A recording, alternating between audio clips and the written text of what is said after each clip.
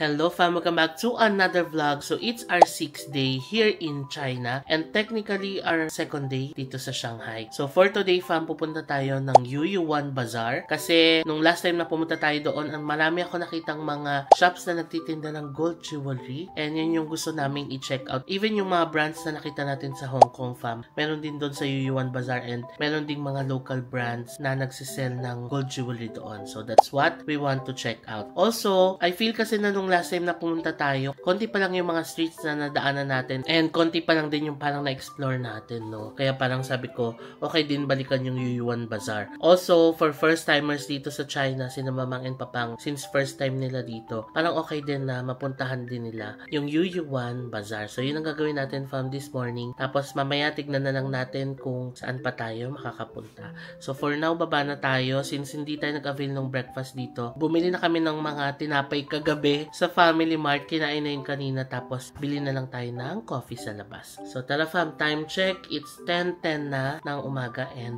tara, baba na tayo. Okay, nakalabas na tayo fam. Mataas na po ang araw dito sa Shanghai, pero malamig-lamig pa pala yung hangin. Pero kahapon mainit-init na, no?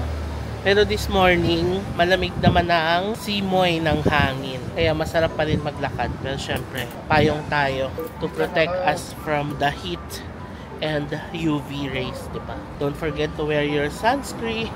Ang sunscreen na gamit ko is yung Biore pa rin. Napakita ko na yung nakaraan, no? Tatag ko sa baba. Kung gusto nyo rin nung sunscreen na ginagamit ko pa. So na, bili tayo ng kape sa Starbucks. Tulad na Mamangat Papang. Good morning. Morning Shanghai.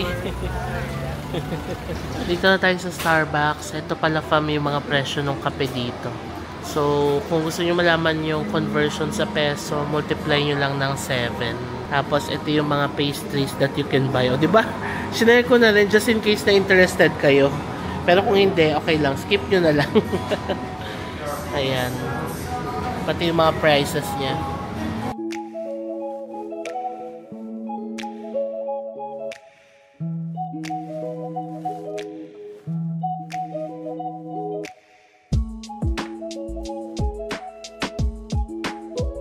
Okay, dito na tayo from sa Yuyuan Garden. Nagdidi lang ulit kami for 14 RMB.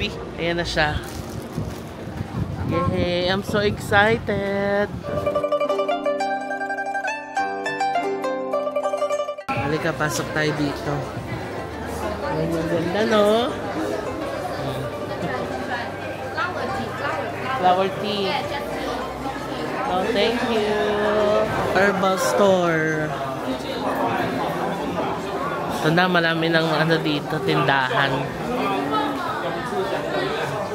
Ito, traditional Chinese medicine, no? Yan yung ititimpla nila base sa kung anong kailangan mo. Gusto mo ng pain relief, pangpagod. Nakita mo yung Chinese traditional medicine? Gagawa sila depende sa kung anong issue mo sa katawan.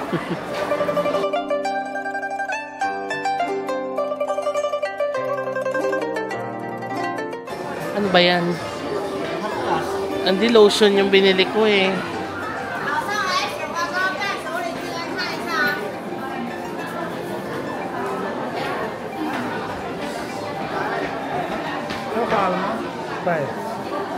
Gift shop.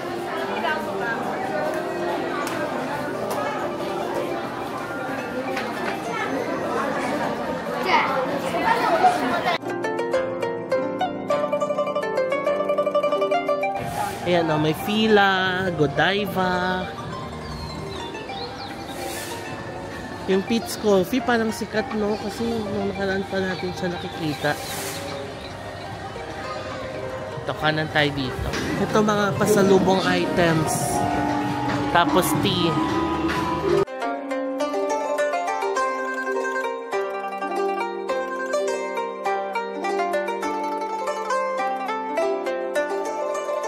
Tingnan nyo pa, maganda mag-picture dito. Oh, napakaganda ng mga buildings.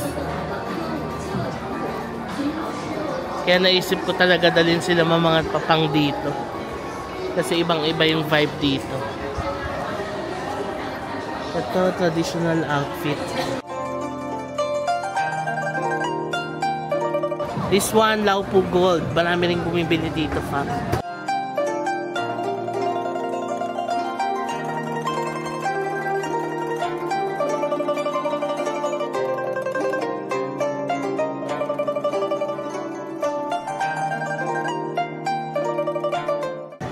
Pop Mart. Ayun o. Fam, do you remember yung kinainan natin ng Nanxiang Steam Bun? Yung sabi kong pinakamasarap na xiaolongbao. Meron pala silang restaurant dito. Ayan o, pila siya. Tingnan nyo fam o, yung pila sa Nanxiang xiaolongbao.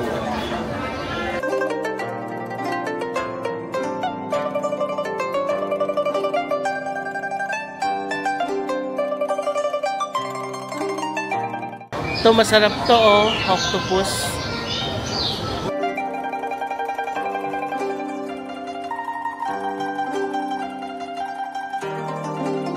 So, puro kainan pala ng xiaolongbao dito. Yan, ganito yung binili nating lotion fam. Or hand cream. Yung personalized. Grabe, ang ganda dito. Feel na feel mo talagang nasa China ka. Pati yung amoy dito fam, amoy tsaa talaga. Or amoy traditional or medicinal herb. Labas tayo dito.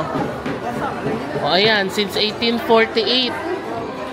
Ito pa yung mga items na pwedeng bilhin. Ayan, mga charms, pamaypay. Tapos ito kainan, street food. Ay, ito na yung gumagawa ng ano, silver. Pwede kayo magpagawa ng silver dito. Naghahanap pa rin tayo from ng tindahan ng gold jewelry. May napasok na tayong isa. Ayan, dito daw tayo. Ay, ang dami. So, ito talaga, ano siya, parang isang buong building na puro gold. Ayan o, meron silang Chow Tai Fook, Luk Fook. Second floor daw. Ayan, mandami pa dito sa taas. Sa first floor yung mga kilala nating brands, no? Dito more on local. Ayan o.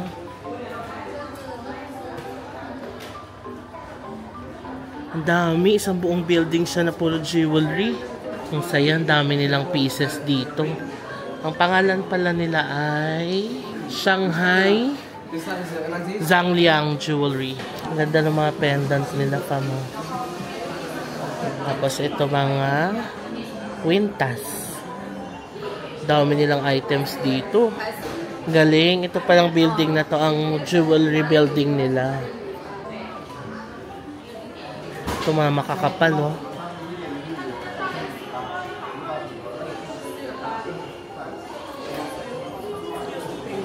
dito, 还别的 ，this finger， 这个你可以放大的，this we can make bigger。 I-adjust nila. 你的放大一点，这个。 Okay. Pagtingin pa tayo sa iba fam para may comparison kasi mahirap pag-decide agad eh. So sa kanila, nag-inquire kami. Yung unang price nila nung ring for a 10.56 gram, nasa 90K. Tapos hindi kami nag-go. Sabi ni discountan daw, naging 83K, so then 7,000. Sabi namin, we'll check other store. Sinagad ng discount, naging 75K. O diba, 15,000 pesos yung naging discount nila. Pero hindi natin alam kung minarkup pa talaga nila yun or yun ba talaga yung price. Pero ang sabi nila, tinanggal na nila yung making charge na 15,000 pesos. Pero kami, mag-check pa tayo ng other store para ma-compare yung price. Galing na tayo dito fam, itong isang malaking gold shop dito. Mas mahal din sila. So, 4 na store na yung na-visit natin. So far, ang pinakamagandang price is yung sa taas, yung sa factory price. Okay, next shop na tayo. Itong Lao Feng Shang since 1848. Let's inquire. Ito yung building fam na puro jewelry shop sa loob. Pero nagtitingin-tingin muna tayo dito sa labas para may price comparison. Okay, pang 5 store na to. Maganda yung offer nila, 922 per gram lang. Kasi din-discount nila. Pero may making charge sila. So lalabas, mas mura pa rin doon sa second floor. Sa second floor kasi tinanggal talaga mismo yung making charge siya. As in zero making charge. So yun yung nagpamura sa kanya. Balik tayo dito fam. Nandito ang ating strong contender. And dito sa building na to, puro jewelry shops talaga. Inquire tayo dito. Kung dito, tabi-tabi, Luk Fook, Chow Tai Fook. Tapos yung 1848, yung Lao Feng Shang kanina, no? Dami. Okay, now akyat tayo, fam. Parang naka-anim na store na tayo dito sa baba. Same talaga ng price. Pinakasagad talaga dun sa taas sa second floor. Kasi nga, zero making charge nila. Malaking bagay dito. So, akyat tayo sa taas pero magtitingin-tingin pa tayo ng ibang local stores dito sa taas. Dito na tayo sa third floor. Dami dito mga local shops din. Mas mura dito. 798 per gram lang sila. Saan? Oh, mura lang. Mas mura dito sa third floor. Tignan niyo yung translate ko pa. Hanggang translate tumatawad. This one. Discount. Nakuhanan pa rin. Sabi ko this one, have discount. Siyempre, fam, tawaran natin. So far, sila ang best price. Tinanong ko, fam, kung meron silang 18K. Kasi mostly doon ang mga gold dito sa China, more than 24K sila. Pero ang muna na dito. So, konti lang din daw talaga 18K dito. And mostly mga rose gold. Katulad din sa Hong Kong. So, more on 24K talaga sila dito. So, may tinatry siya.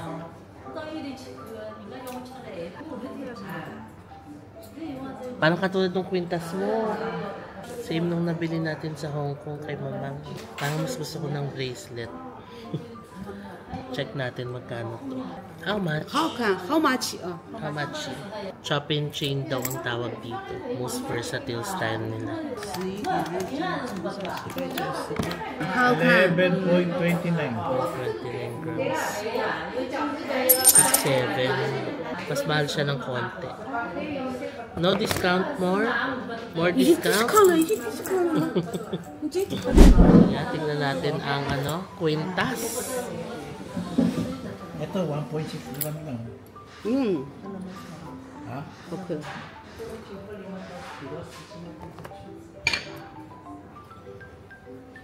Ay, ang ganda. Ganda pa mo. Pati yung pendant, maganda. Yung pendant medyo mahal kasi 3D technology daw pala ito. So, fixed daw yung price nito kahit sa labas. Makaka-discount sila doon sa chain. Ganun pala yun. Tignan nyo, fam, ang dami pa ditong bilihan. Yan ang puro jewelry talaga. O, kung naghahanap kayo ng jewelry shops dito sa Shanghai, punta kayo dito. Ito pa, dami pa, Nag-toilet lang kami dito. 2:00 na. Kaya pala sabi ko, parang nagugutom na ako. Anyway, ang dami talaga dito. Sa hindi inaasahang pagkakataon, natagpuan natin ang building na puro jewelry shops. Kasi ang naisip ko mga jewelry shops yung nasa labas No? Kasi yun yung nadaanan natin. Hindi ko pa alam ito nung una. Pero yun, may na-meet tayong isang guy na nagturo dito. Dito pala, isang buong building. So, ito yung binila natin. Nasa gitna siya. So, ang English name pala nila ay Shanghai Jindian. Ito na siya, fam. Again, third floor lang. Paglabas nyo ng elevator, nasa gitna lang sila. Sa lahat ng napuntahan namin, sila yung best price. Although we're not sure kung sila ba talaga yung pinaka-the best kasi ilan pa lang naman na-visit natin. Mga 10 lang sa dami nito sa buong building. Kung tsatsagain nyo isa-isa, baka mas makahanap pa kayo. But for us, so far, ito yung nagbigay sa amin ng the best price, no? So, ang payment option nila is Alipay, no? They encourage na Alipay. Tapos, pwede rin Visa, Mastercard. May charge lang na around 3% for the card. Okay, dito na tayo sa baba. Tignan niyo yung mga ads nila, fam. So, may mga jade sila, gold. They also have lab-grown diamond. Iba't ibang mga stones. Ayan. Tapos dito sa baba yung mga branded dito na jewelry shops. Okay, ayan. Mission accomplished, fam. So, yeah. Again, fam, I did this vlog to give information. No? Alam nyo naman na yan. We've been doing this kind of vlog since few years back, no? Na nagbibigay talaga tayo ng information kung saan magandang bumili ng gold sa mga places na pinupuntahan natin. Anyway, magla-lunch tayo. Sa 2:00 na tayo ay gutom. Now, balik tayo dito, fam. Dito tayo maghanap ng makakainan natin. Sa Yuyuan Bazaar. Okay, dito daw tayo kakain, fam. Para siyang food court dito. Ayan, wow! May mga kebab. Pusit. Meron ding mga noodles, dumplings, chicken. Tapos dito ka kakain sa loob. Para siyang food court. Ito parang turo-turo style, no? Tapos ito mga dim sum.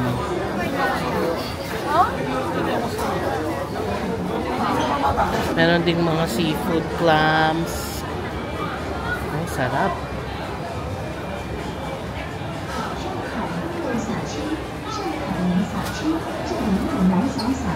Ito ang gusto ni Papang, beef noodles siya. Ayun na, nag-charge na. 220 pesos. 28 RMB. Ayan, kain lang natin. Next, order tayo nito. Kebab, squid, tsaka sausage. So, ganito lang mag-pay via Alipay. Click nyo lang tong QR code na Global Pay. Tapos, generate QR. And then, select nyo tong pangalawa. Pay abroad with Alipay. And then, lalabas yung QR code mo dito. Yun yung i-scan dito.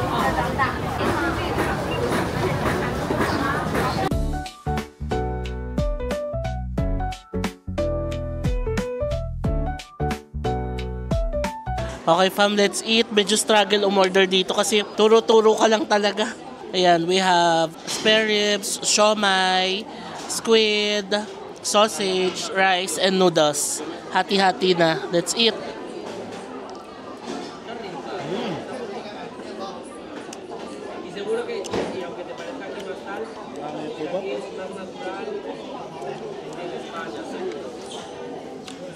Ang sarap ng squid, ang lambot.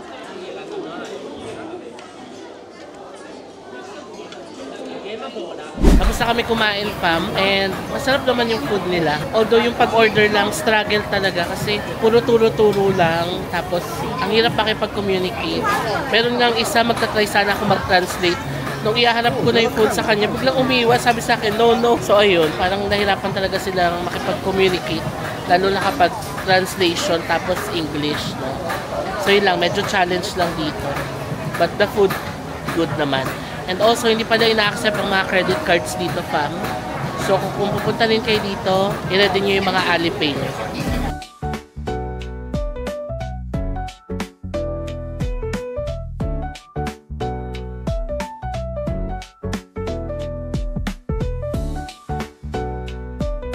Hello, fam. So, 6:20 na ng gabi and nandito na tayo sa ating next stop, ang Shanghai Tower.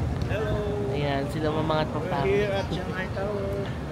So, mula sa Yuyuan Bazaar kanina, nagdidilang kami pabalik ng hotel kasi nagpahinga muna and nagpalipas lang ng init, no? And ngayon, lumabas na ulit tayo alas 6 ng hapon dahil akit tayo ng Shanghai Tower. Isa din ito sa mga gusto nilang ma-experience kasi nakita rin nila sa vlog na napakaganda ng view sa taas. And since they're here, gusto rin nilang mapuntahan ang Shanghai Tower. So tara fam, pasok tayo. Okay, akit na tayo. Ito na ang pila fam. Mukhang marami ng tao ngayon kasi ano na magdidilim na eh. Di ba maganda yung view pag nagdilim na kasi iilaw na yung buong Shanghai skyline. So yun yung magiging view natin sa taas. Si Papang.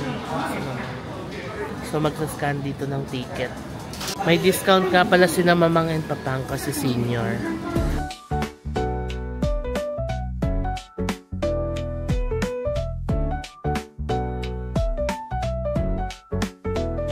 So dito pinapakita yung story of Shanghai Tower. So ito yung 9 preliminary designs niya.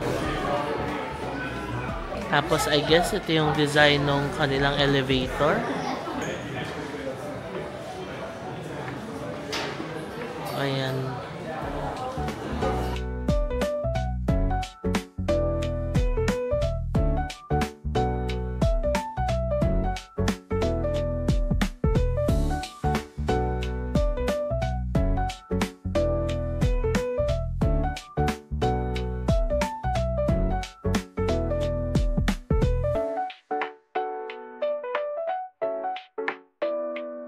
Ito na fam, maliwanag pa. Ano oras na? Time check 6:50 na ng hapon and ayan, maliwanag pa. And ang dami pong tao, katulad nung punta natin dito nung nakaraan. Ayan. Ito daw ang best sunset viewing spot. Ayan, magsa-sunset pa lang.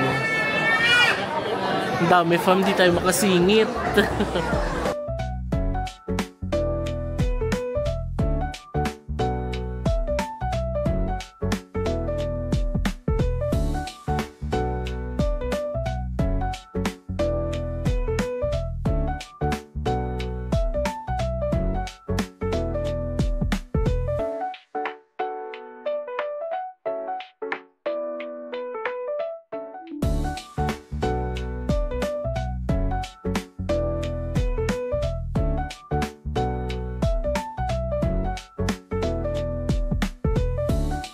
So ngayon, magdi-dinner tayo fam. Ayan. Yung restaurant na to is nasa baba lang din ng hotel natin. We want to try kasi maganda yung interior. Nadadaanan namin siya and nakita namin yung interior na ayan oh.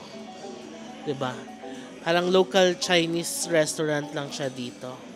So we're gonna try. Meron silang Peking duck, mga crab noodles, xiaolongbao, yung mga sikat na food dito sa Shanghai. So yun yung mga in-order natin. Peking duck, crab noodles, xiaolongbao, then rice. So hintayin lang natin. Ito na fam yung food natin. Grabe, ang laki ng duck oh.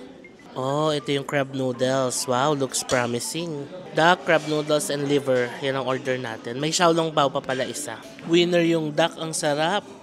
Maiba naman sa mga in-order natin kasi puro roasted yung in-order natin, di ba? This time steamed, pero ang sarap. Nakain tayo fam.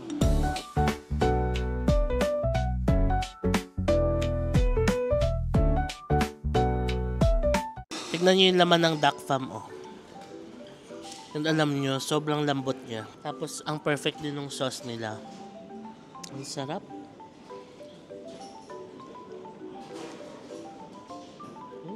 Tapos na tayo kumain from gabi. Ang sarap nung kanilang duck and liver. So kung kakain kayo dito, try the duck and the liver. Masarap. Also, sa hotel din pala to fam. Kasi magbabayad na ako. Ang total bill natin is 298 RMB. Tapos, nung magbabayad na ako ng card, pinapunta ako sa hotel tapos doon pinaswipe yung card ko. Ganon siya. So parang yung hotel din yung may-ari nitong restaurant or siguro sister company sila. Anyway, yun lang. Masarap, diba? And ang laki nung duck, grabe. At saka first time natin makakain ng gantong steamed duck. Kasi lagi tayong roasted duck dito, diba? So good siya for a change, no? Kaya mas na-enjoy namin siya kasi iba siya doon sa mga Peking duck na nakain natin nung mga nakaraang araw. Now, daan tayo ng Family Mart.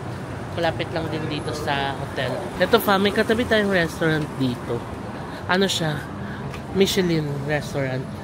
May 1 star sila nung 2020. Ayan o, 1 star yun, no?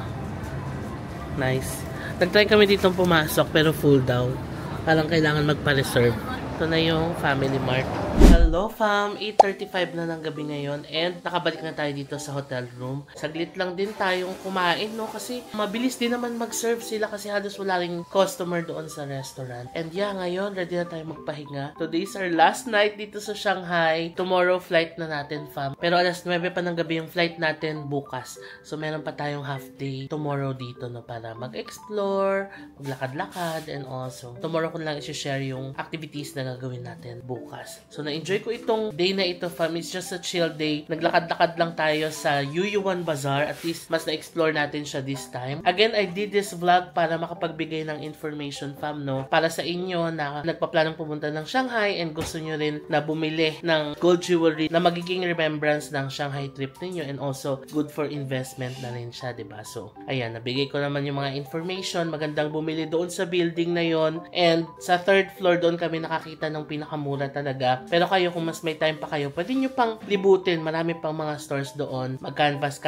bago bumili. So, ganoon naman talaga sa pagbili, no? Kailangan mag-canvas ka muna, mag-visit ng maraming stores, and i-compare yung presyo and kung ano yung best price, doon tayo, no? So, after nyan, nakapunta tayo ng Shanghai Tower. We are happy na napuntahan din ni Mamang and Papang yung Shanghai Tower, and then bumalik na tayo dito sa hotel, and then nag-dinner na, no? So, for now, i-end ko na muna itong vlog, fam. Sana nag-enjoy kayo sa vlog na ito as much as we did. And before ko end itong vlog, please follow me sa aking mga social media accounts, JM Banquisio sa Facebook, at JM Banquisio sa Instagram, and at JM Banquisio _ sa TikTok. Also fam, kung nagpaplano na kayo ng mga trips ninyo soon, pwede kayo mag-book ng mga hotels and activities sa Klook. Ang gawin nyo lang is i-search nyo lang yung name ko sa Klook app, JM Space Banquisio, tapos i-direct nyo na kayo sa aking creator shop and doon makikita nyo na lahat ng mga recommended hotels and activities ko. You can also still still use my codes ay di-display ko sa screen para makakuha kayo ng extra discounts. So that's it fam for this vlog and I'll see you on my next